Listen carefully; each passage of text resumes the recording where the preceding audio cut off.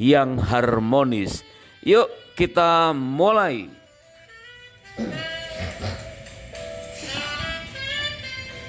Keluarga yang merdeka, keluarga yang kelak akan menuai dalam banyak hal, terutama menuai sukacita, damai sejahtera, kebahagiaan dalam berumah tangga. Nah, kita tahu bahwa masing-masing diri kita, ya kita dan pasangan mungkin banyak persamaan karena waktu kita awal-awal berjumpa cepat sekali kita mencium adanya hal-hal yang mirip. Ya, mungkin dari beberapa hal kemiripan karena memang kita didoktrin seolah-olah mencari yang ya bibit, bobot, bebetnya sepadan.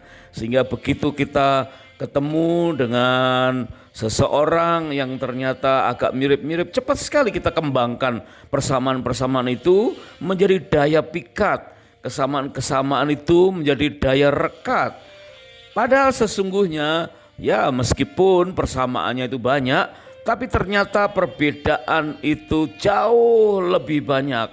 Dan seringkali kita memahami ada banyaknya perbedaan itu justru setelah kita menikah. Nah, kita ingat atau kita lihat gambar atau kebenaran tentang sepasang sepatu, atau tepatnya dua pasang sepatu milik suami dan milik istri. Dari sepatu itu saja kita bisa berbeda ya, di antara sepatu suami kiri dan kanan ya tentu berbeda ya, dan sepatu istri kiri dan kanan juga masing-masing berbeda. Tetapi jauh sangat berbeda jika kita lihat antara sepasang sepatu suami dan sepasang sepatu istri ya. Dari bentuknya, dari flat haknya sudah berbeda. Dan itu menandakan bahwa meskipun berbeda, tetapi masing-masing bisa menyesuaikan dirinya sehingga bisa mengalami keharmonisan. Kenapa demikian? Karena memang itulah setiap pribadi memiliki karakteristik yang berbeda. Dan berapa lama pun menikah tetap berbeda. Dan biarlah kita begitu memahami ada banyak perbedaan, kita tetap sanggup memaksimalkan potensi diri kita dan potensi diri pasangan dan mengelola kelemahan diri kita dan mengelola kelemahan diri pasangan bersama-sama untuk bisa memperoleh keluarga yang merdeka untuk menuai di tengah-tengah kebinekaan secara apapun juga. Kita lihat sekarang firman Tuhan di dalam Kejadian pasal 1 ayat yang ke-27. Firman Tuhan berkata, maka Allah menciptakan manusia itu menurut gambarnya. Menurut gambar Allah diciptakannya dia, laki-laki dan perempuan diciptakannya mereka. Nah, seolah-olah kita mengetahuinya hanya sekedar bahwa laki-laki dan perempuan diciptakan sama-sama oleh Tuhan yang sama. Dan segambar dan serupa dengan cara yang sama. Sama-sama dahsyat, yes. Sama-sama mulia, ya. Sama-sama ajaib, ya. Tetapi ternyata kita suami dan istri diciptakan berbeda, yaitu laki-laki dan perempuan diciptakannya mereka.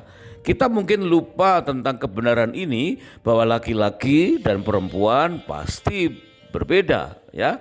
Sebab itu kita perlu bersyukur atas undang-undang tentang perkawinan nomor 1 tahun 1974 yang berlaku di Indonesia, yang mengamanatkan bahwa pernikahan itu antara seorang pria dengan seorang wanita, bukan hanya satu dengan satu, tetapi pria dan wanita, artinya lawan jenis atau beda jenis ya.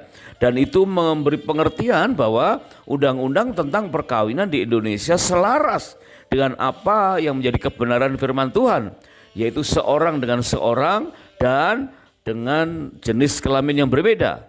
Nah, apa konsekuensinya? Dengan jenis kelamin yang berbeda, tentu ada banyak hal yang juga akan berbeda. Kita lihat perbedaan yang lain lagi. Menurut Kejadian pasal yang kedua, ayat yang ke-7 dan ayat yang ke-22, firman Tuhan berkata, ketika itulah Tuhan membentuk manusia itu dari debu tanah dan menghembuskan nafas hidup ke dalam hidungnya. Demikianlah manusia itu menjadi makhluk yang hidup. Dan dari rusuk yang diambil Tuhan dari manusia itu dibangunnyalah seorang perempuan, lalu dibawanya kepada manusia itu. Nah, dari Kejadian pasal 2 ayat 7 dan 22 ini kita bisa lihat bahwa awal mula pembentukan secara fisik antara Adam dan Hawa juga berbeda dari segi bahan bakunya, ya.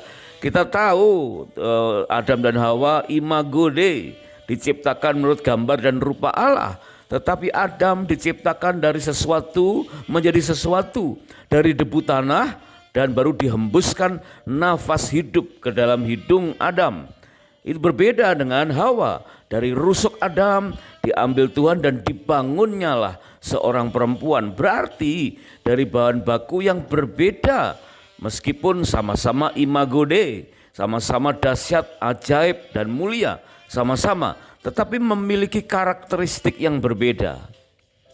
Di dalam Alkitab Perjanjian Baru diteguhkan pula di dalam 1 Tesalonika 5 ayat yang ke-23 dikatakan, semoga roh, jiwa dan tubuhmu terpelihara sempurna. Nah, berarti masing-masing pribadi mempunyai dimensi yang berbeda, yaitu roh, jiwa dan dimensi tubuh. Dan Adam maupun Hawa juga memiliki dimensi roh, jiwa dan tubuh pula. Berarti semakin banyak kemungkinan demi kemungkinan, perbedaan demi perbedaan di antara suami dan istri. Seringkali kita kurang memahami ini dalam kehidupan sehari-hari. Padahal seringkali kadang-kadang perbedaan itu hanya berbeda style saja terhadap waktu menghadapi beberapa hal. Misalnya beda style terhadap tantangan dan tuntunan. Wah, ini kelihatannya sederhana dalam pengucapan, ya. Tetapi dalam praktek sehari sering kita terbentur oleh hal-hal demikian. Contohnya ada 3 nih, ya. Yang pertama, tantangan dan tuntunan. Contohnya, waktu pagi hari seseorang melihat matahari yang cerah, wah, dia sangat bersukacita dan berkata, puji Tuhan, hari ini pasti akan cerah dan kemana-mana bisa, ya, nggak terganggu oleh cuaca yang buruk. Ya, itu seorang yang suka menghadapi tantangan, melihat matahari cerah, bersyukur.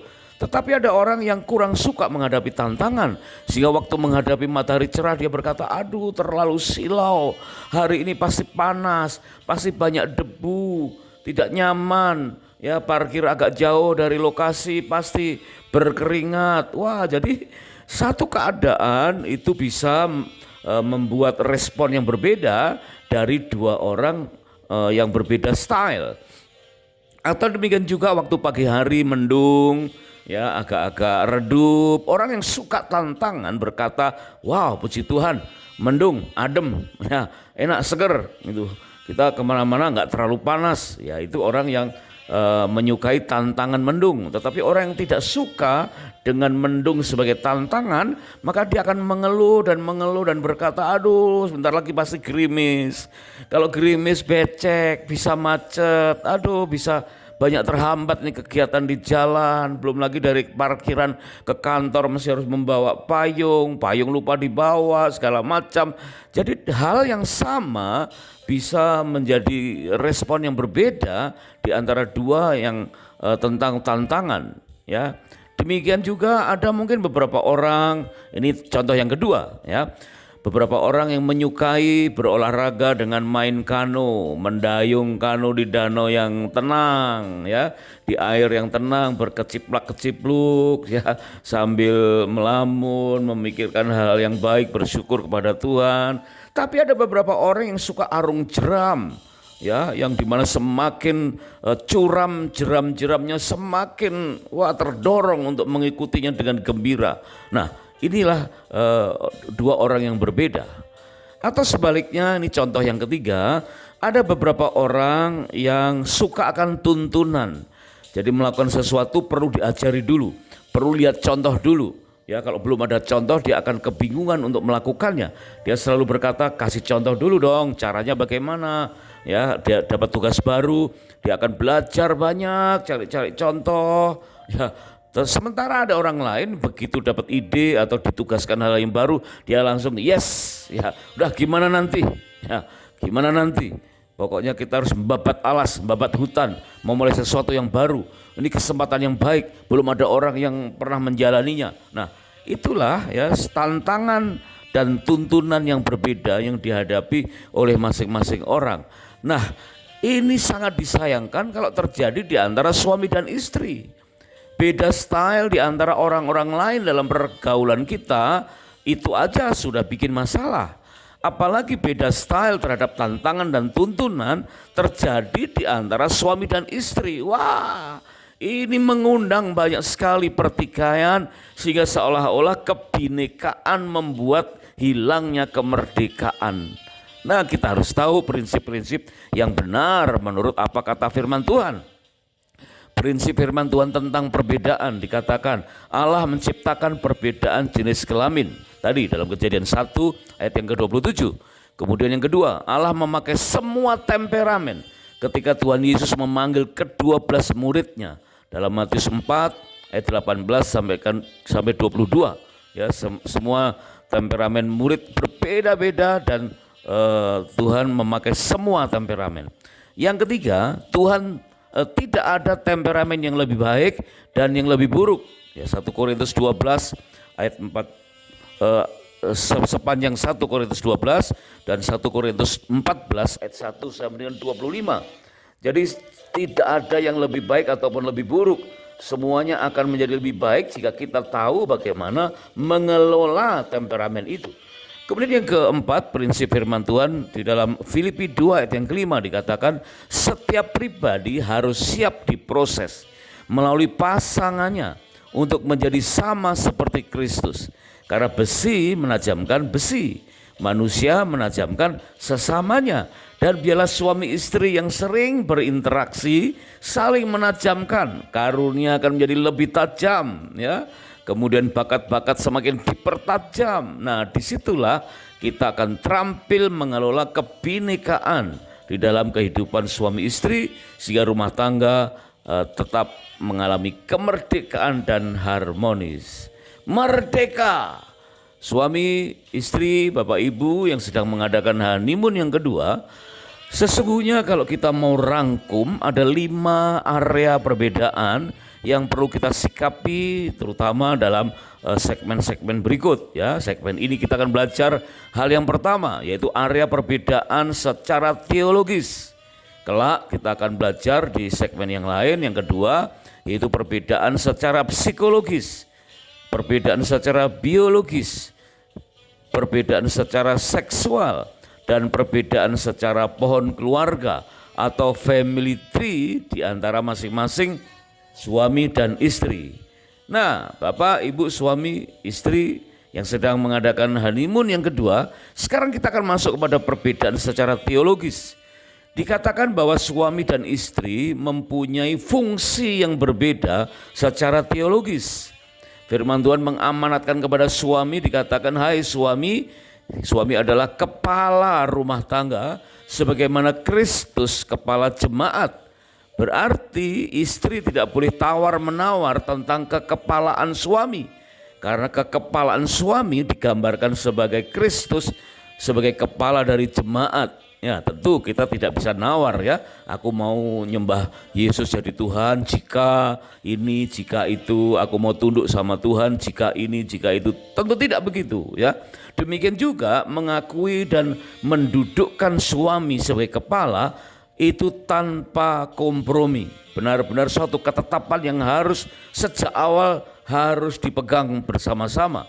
Suami sebagai kepala istri, suami sebagai kepala keluarga, sehebat apapun istri harus mengetahui dan memahami bahwa Tuhan sudah memberikan fungsi perbedaan secara teologis bahwa suami sebagai kepala.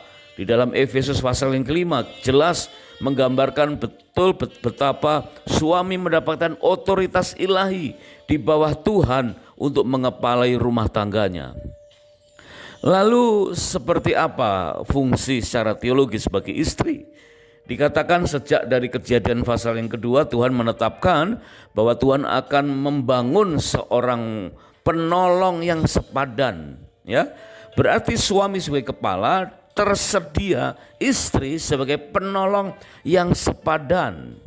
Mungkin dalam bahasa sehari-hari kita bisa katakan, wah, penolong harusnya lebih hebat dari yang ditolong. Ya, boleh, silakan, ya.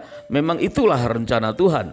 ya, bahwa istri dibangun ulang dari apa yang ada dalam diri Adam, ya. Hawa dibangun atau dibangunnya lah dari keberadaan Adam menjadi satu wanita yang siap menolong. Ya, secara formal bisa saja penolong lebih hebat dari yang ditolong. Ya, kalau kita suami tenggelam, pasti kita akan mencari pertolongan kepada orang yang lebih pintar berenang, bukan yang sama-sama tidak bisa berenang. Ya, demikianlah kalau kita mau minta tolong tentang sisi kehidupan kita yang sedang menghadapi persoalan, ya kita tentu akan mencari penolong yang lebih hebat, yang lebih berpengalaman dari kita. Ya, itulah suami harus menghargai istri sebagai pribadi yang lebih hebat dari suami, tetapi oleh Tuhan istri ditaruh di bawah otoritas suami sebagai kepala. Ini uniknya, ya. Suami tidak boleh besar kepala, suami tidak boleh sombong, ya, karena suami memerlukan peran istri sebagai penolong yang banyak hal lebih hebat. Mungkin bukan secara tubuh. Ya, mungkin tubuh istri bisa saja lebih lemah, ya. Kemudian ya secara fisik perlu ditolong, tetapi mungkin bisa saja lebih berhikmat, lebih banyak perasaan-perasaan yang peka, sehingga ada banyak hal yang tersembunyi atau maksud jahat dari orang lain yang suami tidak tahu, tapi istri bisa merasakannya. Dan biarlah itu disodorkan, ya, perasaan-perasaan istri, kepekaan-kepekaan istri itu disodorkan kepada suami untuk menjadi alternatif dan suami yang akan memutuskan. Dan begitu kepala memberi keputusan, maka istri harus menghormati keputusan suami. Seandainya pun suami memutuskan sesuatu bukan dari bagian dari usulan-usulan istri, maka ketika katakanlah suami melakukan kesalahan, istri tidak boleh arogan. Halo, harusnya ngikutin saranku, bukan begitu, ya. Harusnya aku yang memimpin, bukan begitu juga, saudara. Tetapi biarlah istri menolong kembali, ya. Menolong, Pak, kalau begitu ada alternatif begini, yuk kita berdoa bersama supaya alternatif ini Papa bisa peka menetapkan satu hal yang menjadi jalan kita bersama. Mungkin dalam hal bisnis, dalam menentukan masa depan anak atau mendorong anak melakukan sesuatu dan lain sebagainya. Sebab itu fungsi secara teologis kita harus pahami dengan benar bahwa suami sebagai kepala, istri sebagai penolong yang ditaruh di bawah otoritas suami. Itu fix, sesuatu yang tidak boleh diperdebatkan lagi. Nah, Bapak, Ibu, suami istri yang sedang mengadakan bulan madu yang kedua, mari kita perdalam posisi atau fungsi suami sebagai kepala dan istri sebagai penolong. Dikatakan sebagai kepala, maka suami juga harus bertindak atau merangkap sebagai imam, nabi, dan raja. Ya, kita tahu kepala dalam pemerintahan otoritasnya ada di raja, ya. Raja yang memerintah, raja yang mungkin ada yang otoriter juga gitu ya. Tetapi ketahuilah hai suami, bukan soal otoriternya, tetapi suami diberi otoritas untuk menaungi, untuk mengelola, mengamankan seluruh rakyatnya, yaitu istri dan anak-anaknya. Jadi bukan sekedar raja yang memerintah saja, tetapi yang mengayomi. Demikian juga sebagai kepala, suami di bidang kerohanian sebagai imam dan nabi. Ya, imam adalah wakil Tuhan yang memberikan petunjuk-petunjuk kepada keluarganya. Demikian juga nabi adalah satu pribadi yang sanggup untuk berkomunikasi, berbincang-bincang kepada Tuhan. Sehingga imam dan nabi ini selaras berjalan bersama-sama, sehingga rumah tangga ini mempunyai kehidupan kerohanian yang sehat. Jika ada suami yang kurang sehat dalam menjalankan kekepalaan, mungkin kurang nyaman sebagai imam karena mungkin ya kurang berperasaan lembut untuk mendengar suara Tuhan sebagaimana nabi seharusnya, ya, atau kurang waktu untuk berpraktek sebagai raja di rumah. Nah, biarlah istri menjadi penolong. Karena istri sebagai penolong jika maksimal, maka suami juga akan maksimal sebagai kepala, imam, nabi, dan raja. Istri sebagai penolong, tentu juga sebagai pendamping dan penghibur yang harus mendampingi raja, imam, nabi, kemanapun suami berada. Ya, jika suami sebagai kepala gampang pusing, tentu kepala, ya itulah kelemahan kepala, pusing, ya maka istri harus siap menghibur dengan kemampuannya, dengan potensinya, dengan hikmatnya, dengan perasaannya. Maka istri menolong suami yang mungkin sedang stres, sedang pusing, ya dengan menghibur kapan saja.